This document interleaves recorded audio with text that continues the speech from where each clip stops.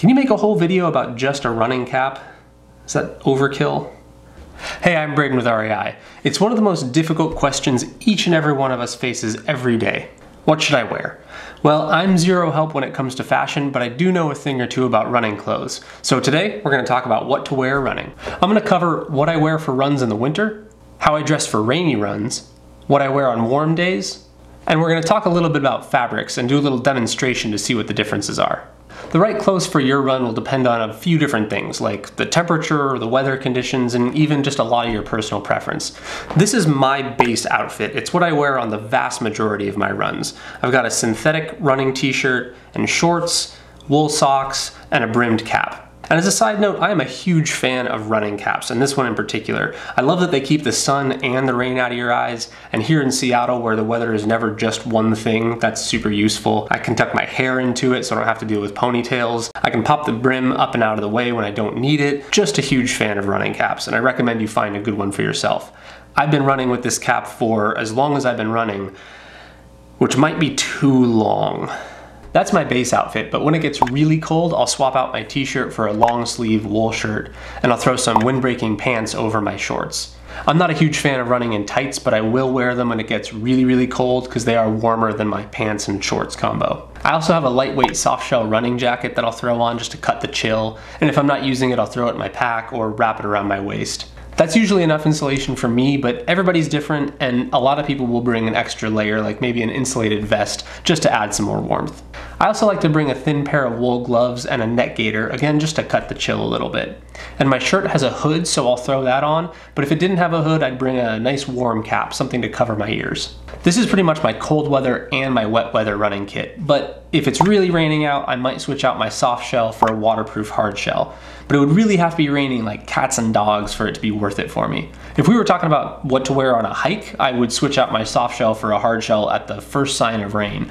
But when you're talking about running, you need to balance the need to stay dry from the rain and the need to not keep all your sweat in. So it's a little bit more challenging to find that line. That being said, I sweat a lot, and so I like to stay with a soft shell most of the time, but if it's really cold out or you're just not sweating that much, a hard shell might be a better option. It's probably pretty obvious from my clothing choices, and maybe it's just because I'm from the Northwest, but when it comes to cold, wet runs, I take a more minimal approach. I like to start off cold and warm up as I go so that I'm not having to shed layers 10 minutes into a run because I got too hot. The huge caveat here though is that if I'm in the mountains miles away from the trailhead and any help, I will always err on the side of caution and take an extra insulated jacket in my pack just in case. When I'm running in the city, the consequences of getting too cold and wet are not that bad, but out in the mountains, hypothermia is a very real possibility and one that I don't mess around with. All right, let's talk about warm runs. Full disclosure, I'm a huge wuss when it comes to heat, so as soon as the temps hit like 73 degrees, I'm swapping out my t-shirt for the lightest tank top I own. I'll also switch out my crew socks for ankle socks, unless I'm wearing gaiters, in which case I'll keep the crew socks to make them more comfortable. I'll also, of course, add sunglasses to protect my eyes and lather up with plenty of sunscreen. All the clothes I've shown and talked about have one big thing in common, and that's that they're made out of what we call technical fabrics. But what is a technical fabric and why does it matter? Well, it's actually pretty straightforward. When it comes to running clothes, technical fabrics are anything that do a good job of pulling moisture away from your skin and spreading it out over a wide surface area to help it dry more quickly. So we're talking moisture wicking and quick drying. To demonstrate the difference, I've got a few different shirts here. This one's wool, this one's synthetic, and this one's cotton. And I'm gonna pour the same amount of water onto each of them, and we're gonna see how long it takes to dry and how much the water spreads out. Here we go.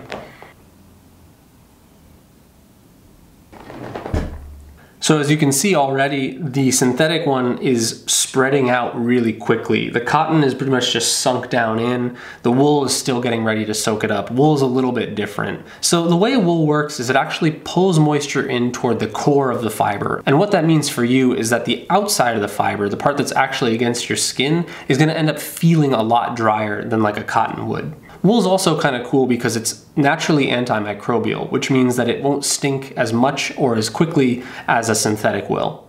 And it's a great temperature regulator, so when you hold on to that moisture, as you start building up heat and you start getting warmer, that moisture will actually start evaporating and you'll get an evaporative cooling effect. So it does a good job of kind of keeping you comfortable. But let's talk about cotton for a second. You might have heard the old adage that when it comes to outdoor clothing, cotton kills. Well, it might be a slight overstatement, but cotton can lead to some pretty uncomfortable issues, mainly because it just holds on to moisture, it doesn't let it go. So when you're running in the cold, this is a problem because when you stay wet, you stay cold. When you're running in the heat, it's also a problem because when you're sweating into that shirt, it's just holding on to all that sweat and not letting it evaporate, which means you're not getting that cooling effect and you're just staying hot and clammy, which is kind of the worst of both worlds.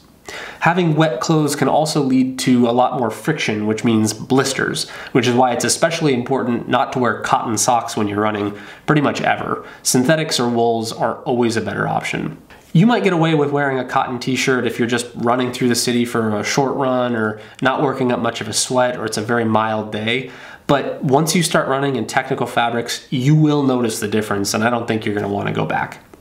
And that's it for what to wear running. If you have any questions or other videos you'd like to see, leave a note in the comments and I'll see what I can do. Thanks for watching. Take care.